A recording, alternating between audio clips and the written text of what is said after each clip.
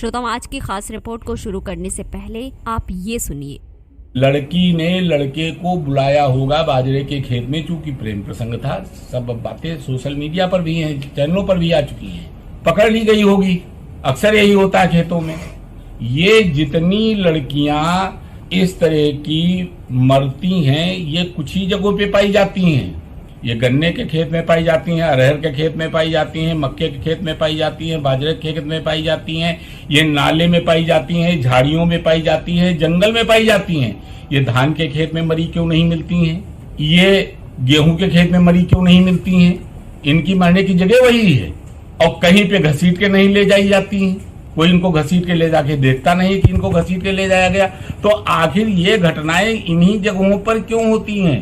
ये पूरे देश स्तर पर जांच का विषय है। मैंने गलत नहीं कहा है। हाल ही में हुए हाथरस कांड पर ये टिप्पणी बीजेपी नेता रंजीत श्रीवास्तव की है। ये महोदय अकेले नहीं हैं। आइए सुनते हैं हमारे चुने हुए प्रतिनिधियों के रेप पर क्या ख्याल हैं। बलिया जिले से बीजेपी विधायक सुरेंद्र सिंह से जब पत्रकार ने बढ़ते बलात्कार के मामलों के बारे में पूछा तो उन्होंने क्या कहा, जरा ये भी सुन लीजिए। अब ये घटना मैं दावे के साथ कह सकता हूँ कि भगवान राम भी आ जाएंगे।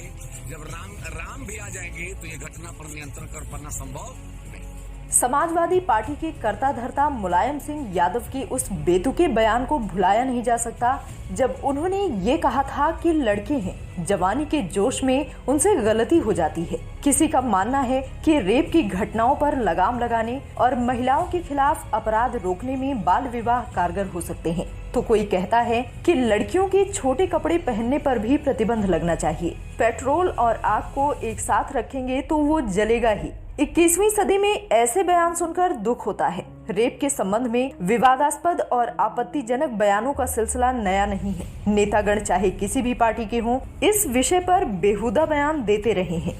आप हमारे कूल्हे छुए या स्तन या फिर हमारी जांघें, हम बुरा नहीं मानेंगे। आपको चाहे जो पसंद हो, नैंडोज के हर खाने का लुत्फ अपने हाथों से उठाएं।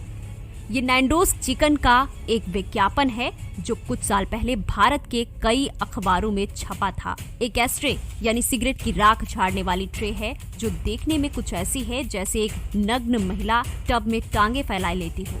ये अमेज़न इंडिया की वेबसाइट पर छपे एस्ट्रे का विज्ञापन है जो कुछ साल पहले उसकी वेबसाइट पर आया था। हमने इन विज्ञापनों का जिक्र क्यों किया, ये आगे पूछे गए सवालों से साफ हो जाएगा। रेप कल्चर यानी बलात्कार की संस्कृति दुनिया के तकरीबन हर हिस्से और हर समाज में किसी न किसी रूप में मौजूद है।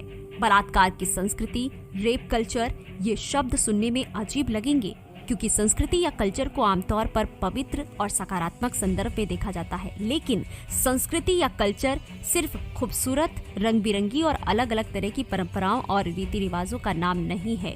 संस्कृति में वो मानसिकता और चलन भी शामिल है जो समाज के एक तबके को दबाने और दूसरे को आगे करने की कोशिश करते हैं। ये हमारे ही कुछ देशवासियों की मानसिकता में झलकता है। प्रसिद्ध न्यूज प्लेटफॉर्म क्विंट ने जब आम लोगों से बलात्कार पर उनके विचार मांगे तो बुजुर्ग हो या बच्चा, आम आदमी हो या औरत, कईयों ने ऐसी बातें कही जो सुनकर आप हैरान हो जाएंगे। 14 साल की 15 साल की लड़की हो जाए उसका बाद में बलात्कार नहीं किया जा। क्या कहता है फिर उनकी दोनों रजामंदी। कहावत है कि एक हाथ से ताली नहीं बजती, दोनों बातें हैं जिस बातें से यो से कहना मेरा। लड़का लड़की गलती करे हैं तो लड़के को खाली भागीदार क्यों माना जाता है? लड़की को घर बिठा देते हैं, लड़के को जेल भेज देते हैं। हाँ, रेप की केसेस में भी लड़कियों की गलती होती है। लड़कियों की भी तो कुछ गलती होगी जब भी तो रेप होया है। रेप के केस में टीचर्स कहते हैं कि इसमें लड़की भी गलती करते हैं। लड़कियां लड़कों को देख के स्माइल करती है तो वो अगलों को ऐसे लगता है कि हमारी से आकर्षित हो रही है, इस वजह से रेप होता है। जींस की पैंट पहन के चलती है तो लड़कों को ऐसे आकर्षित होते हैं उनको देख के, तो इस वजह से लड़के और लड़कियों की दोनों की गलती रहती है क्योंकि लड़कियां आवारा फन में घूमती रहती है सड़कों पर। लड़कियों को बाहर नहीं निकलना चाहिए, जब कोई काम हो जब तभी निकलना चाहिए। लोगों के हिसाब से लड़कियों के साथ रेप के लिए जिम्मेदार हैं खुद लड़कियां। उनके हंसने, बोलने, चलने, बैठने से लेकर जीन्स पहनने तक सब कुछ बलात्कार की वजह है, सिवाय बलात्कार करने वाले के। इससे बेहतर तरीके से रेप कल्चर क्या है हम आपको नहीं बता सकते। किसी समाज में या देश में रेप कल्चर मौजूद है ये साबित करना ज्यादा मुश्किल नहीं है। उसने छोटे कपड़े पहन रखे थे, वो देर रात बाहर घूम रही थी, वो शराब पीकर लड़कों के साथ थी, वो सेक्सुअली एक्टिव है, उसके कई बॉयफ्रेंड्स रहे हैं, वो लड़कों से हंस हंस कर बात करती है, ज्यादा ही फ्रेंडली होती है। उसने जरूर कोई सिग्नल दिया होगा। उसने वक्त पर शिकायत क्यों नहीं की? अब क्यों बोल रही है? जब ये बातें बोलना और सुनना आम हो जाए, मतलब रेप कल्चर जड़ में बसा हुआ है। निर्भया गैंगरेप मामले में अभियुक्तों के वकील एपी सिंह ने कहा कि अगर मेरी बेटी या बहन शादी से पहले किसी के साथ संबंध रखती है या ऐसा कोई काम करती है जिससे उसके चरित्र पर आंच आए, तो मैं उसे अपने फार्म हाउस ले जाकर पेट्रोल छिड़ककर पूरे परिवार के सामने जला दूंगा। निर्भया मामले में ही दूसरे अभियुक्त के वकील ML शर्मा ने कहा था कि हमारे समाज में हम लड़कियों को किसी अनजान व्यक्ति के साथ शाम के बाद घर से बाहर नहीं निकलने देते हैं। हमारे कल्चर में ऐसी महिला की कोई जगह नहीं है।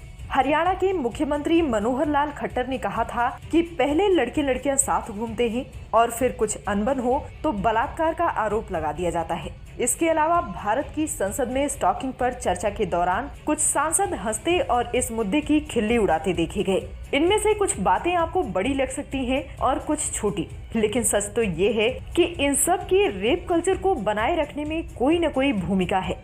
रेप कल्चर सिर्फ भारत में ही मौजूद है ऐसा बिल्कुल नहीं है। रेप कल्चर को जिंदा रखने में सिर्फ पुरुषों की भागीदारी है ऐसा भी नहीं है, इसमें महिलाएं भी शामिल हैं। कुछ समय पहले केरल के कांग्रेस सांसद हिबी ईडन की पत्नी फेसबुक पर रेप जैसे घृणित अपराध का मजाक बनाने के लिए सोशल मीडिया के निशाने पर आ गई थी। अन्नालिंदा ईडन ने अपने एक पोस्ट में किस्मत की तुलना रेप से की थी। उन्होंने लिखा, किस्मत रेप जैसी होती है, अगर आप इसे रोक नहीं सकते तो एंजॉय कीजिए। अगर आपको लगता है कि नैंडोज चिकन के उस विज्ञापन में कुछ गलत नहीं है जिसमें मुर्गियां लोगों को उनके स्तन और कूल्हे छूने को आमंत्रित कर रही थी, तो आप भी रेप कल्चर का हिस्सा हैं। अगर आपको उस ऐश ट्रे में कुछ गलत नहीं लगता जिसमें लोगों को महिला की योनि में सिगरेट की राख झाड़ने के लिए उकसाया जा रहा था, तो रेप कल्चर के फलने फूलने के पीछे आपका भी हाथ है। अगर आप निर्भया की बलात्कारियों की वकील की उस दलील से सहमत हैं कि हमारा कल्चर इसलिए बेस्ट है क्योंकि यहाँ लड़कियाँ 7 बजे के बाद घर से बाहर नहीं जाती, तो आप बेहद असंवेदनशील हैं और बलात्कार की संस्कृति को बनाए रखने में पूरी भागीदारी निभा रहे हैं। अगर ऐसा नहीं है या आप इससे कुछ विपरीत सोचते हैं तो कमेंट कर जरूर बताएं। इस खास रिपोर्ट से यहीं पर चाहेंगे इजाजत। नमस्कार।